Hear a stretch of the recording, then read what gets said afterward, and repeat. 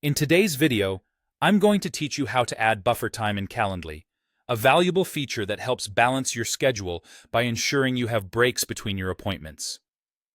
This guide will walk you through the process in an easy and interactive way, making sure you never feel rushed again. Let's dive right in. First, you'll need to be logged into your Calendly account. Once you're on your Calendly homepage, look for the Schedule Meeting option. This is your starting point for managing all your appointments and meetings within the platform. Now, direct your attention to the meeting type you want to adjust.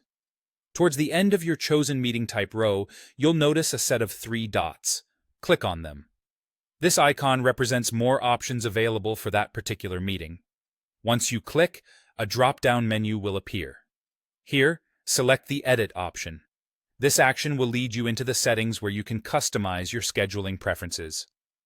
When the editing window pops up, typically on the right side of your screen, you'll want to scroll down and find the More Options section.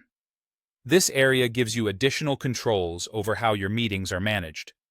Click on it, and you'll see a range of customizable features. Next, focus on the Limits and Buffers section. This is where you'll set buffer times, that is, breaks between your meetings. Find the drop-down menu next to it and click on it. You'll now see options that allow you to choose how much buffer time you'd like to have before and after your events. Think about your usual meeting pace and how much time you need between sessions to regroup, take notes, or simply have a breather. You can adjust these settings according to your personal preferences. Enter the desired amount of time in the provided fields, specifying how many minutes you need as a buffer. Once you've made your adjustments and you're happy with the buffer times you've set, it's time to save your changes. This is a simple but important step to ensure all your hard work is not lost. Look for the Save Changes button, which should be prominently located in the editing section. Click it to apply your new buffer settings. And there you have it.